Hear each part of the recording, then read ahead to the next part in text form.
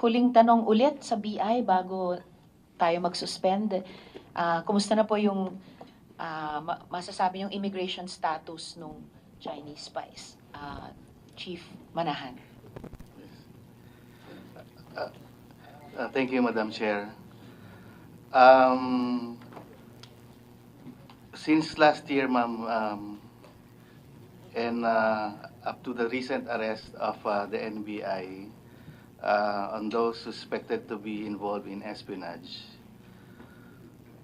there's the total number of suspected espionage with foreign nationals, Chinese, with espionage cases, one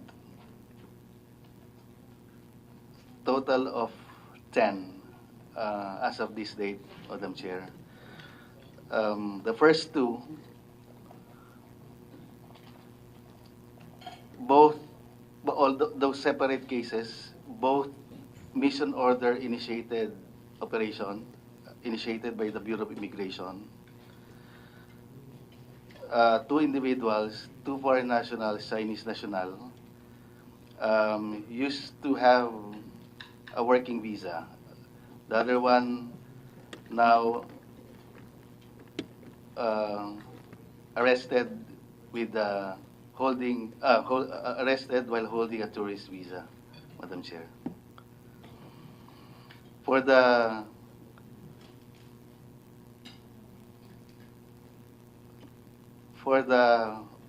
one subject arrested by NBI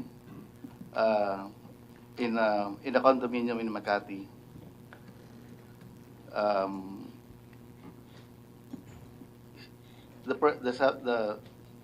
the Chinese national was found to be holding a permanent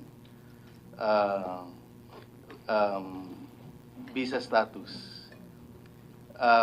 Permanent meaning he is married to another permanent spouse, visa status.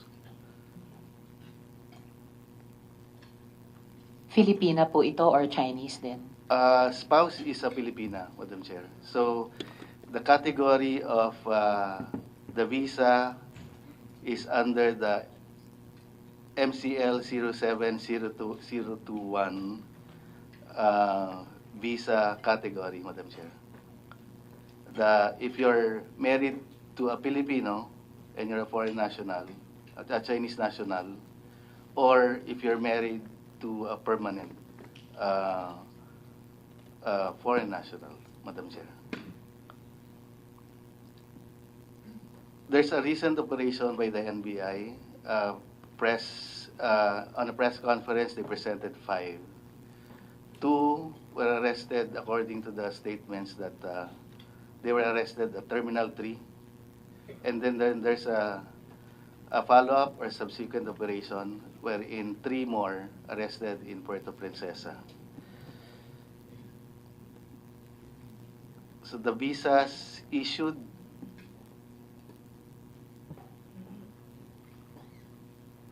there's 2 working visas issued, 1 SRRV.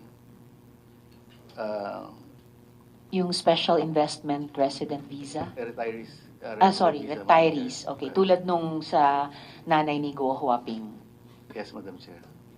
And another MCL 07021, which is a permanent visa. And 1 working visa but already surrendered. So it's now under category of a tourist visa, Madam Chair. Under category of? Tourist. The most recent, which is another one subject, Madam Chair, foreign national, Chinese national, used to was already surrendered, and now on a tourist visa status, Madam Chair. All the list I mentioned, Madam Chair, will be submitted to your office on or before the adjournment of this meeting, Madam Chair. Thank you very much, Chief Manahan. So, 10, no? So, yung unang 2, then yung isa, then yung 5, so 8, then most recent isa. So, may isa pang kulang. Could you please submit all this information in writing to my office, Yes, Madam Chair. please? And then, dun sa ilan na, or isa lang ba, na may, dalawa na may working visa, at yung isa na dati working visa, nag-downgrade to tourist visa, dito sa 2 or 3, saang mga kumpanya sila nagtrabaho o nagtatrabaho? Madam Chair, we will include that in our report to be submitted to your office. All right. Or could you please make it a record during this hearing? Which company or companies are the 2 currently holding working visas working for? And which company did the one who surrendered the working visa, now has a tourist visa, used to work? Yes, Madam Chair, we will include all. We'll just complete all the details pertaining to the 10, Okay. Madam Chair. Sir, but can't you make it of record here during this hearing? Which companies were involved with these persons?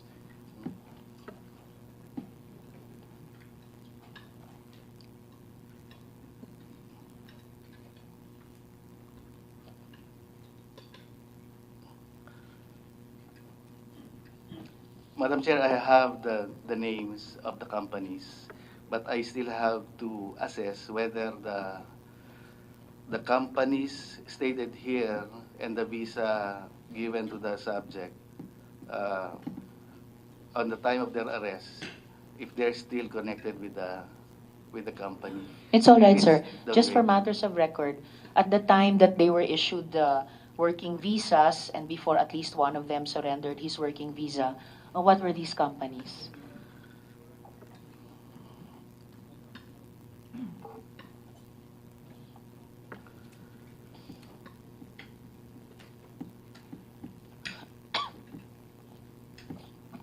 Madam Chair, the first subject arrested May 29, 2024.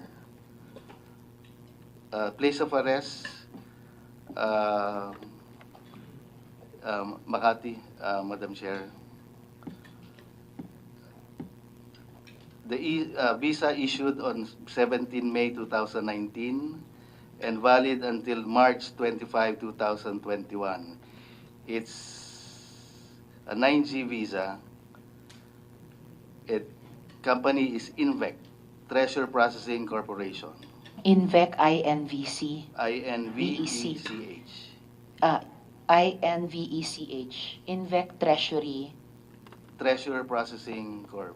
Treasurer Processing Corp. Yes, Madam Chair. Alright. Ano pa po The yung second ibang kumpanya? name, the second subject possesses, Madam Chair, a tourist visa. There were, of the 5 arrested at NAIA 3, of the 5 arrested, na 2 arestado sa NAIA 3, 3 arestado sa Puerto Princesa, 2 of them had working visas. So 1, I suppose, yung may working visa mula sa INVEC Treasurer Processing Corp.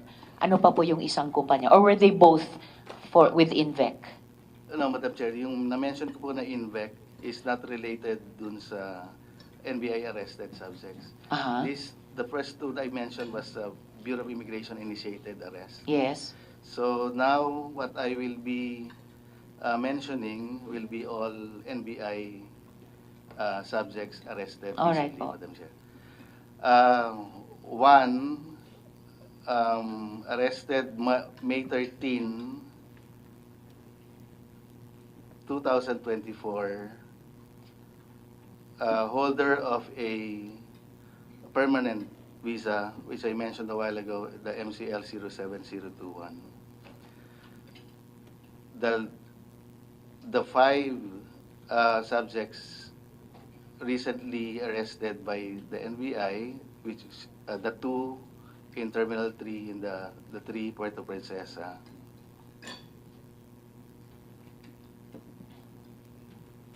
One is a holder of a 9G or a working visa. It's valid until January 30, 2025, under the company of Avestronics Manufacturing Corp. Avestronics, so Avestronics Avestronics Manufacturing Corp. All right. The other one, Madam Chair, issued 9G visa with the validity until December 4, 2025 under Fixed Mobile Phone Services Corp. Fixed Mobile Phone Services Corp. FIXED.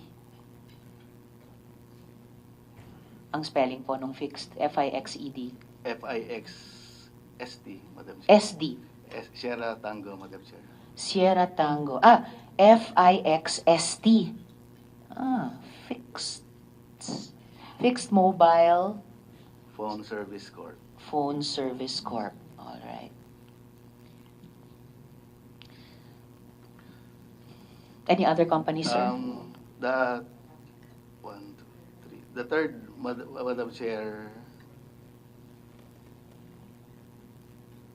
is a SRRV visa holder.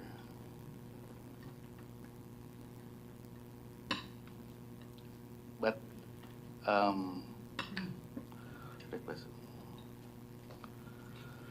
and the fourth one, Madam Chair, is a holder also of permanent visa under the category of MCL 07021, married to a Filipina.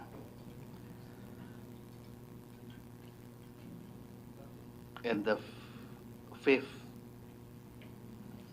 is also a 9G holder or a visa or a working visa holder, valid until September 12, 2025, but it's already downgraded, meaning holder of a tourist visa right now, Madam Chair. And the company, nung bago i-downgrade yung working visa, the company of this person was?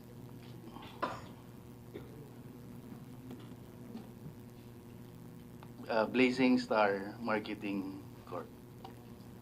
Blazing Star Marketing Corp. All right.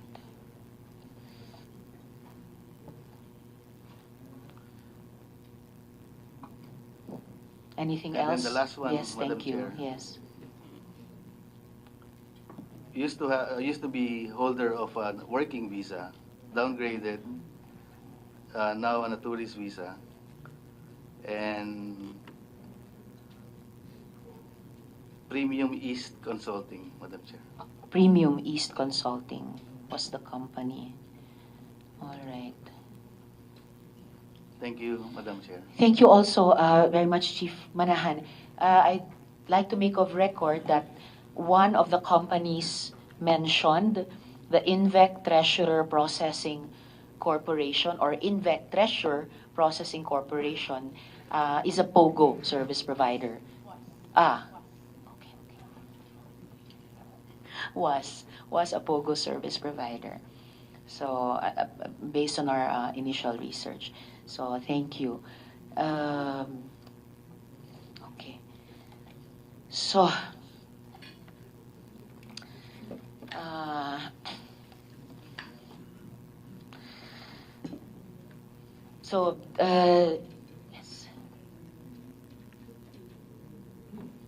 yes, which corroborates our theory that POGOs were used to facilitate espionage. Alright. So, dear colleagues, ang pagdinig na ito ng subcommittee ay tungkol sa mahiwagang pagtakas ni Guo Huaping nung nakaraang taon. Pinakita nito na tila napakadaling takasan ang hustisya sa Pilipinas para sa may mga koneksyon at kapangyarihan.